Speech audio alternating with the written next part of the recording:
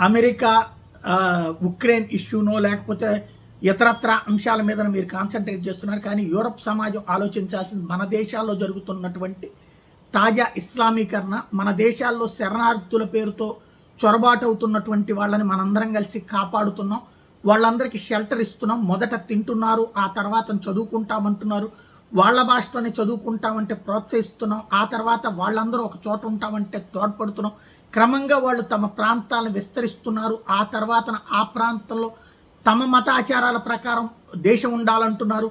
క్రమంగా దేశాలు ఇస్లామైజేషన్ కావాలని కోరుకుంటున్నారు. షరియా చట్టాలు కావాలని కోరుకుంటున్నారు. యూరప్ చట్టాన్ని పక్కన పెడుతున్నారు. అట్లాగే యూరప్ ప్రజలను ఇబ్బంది పెడుతున్నారు.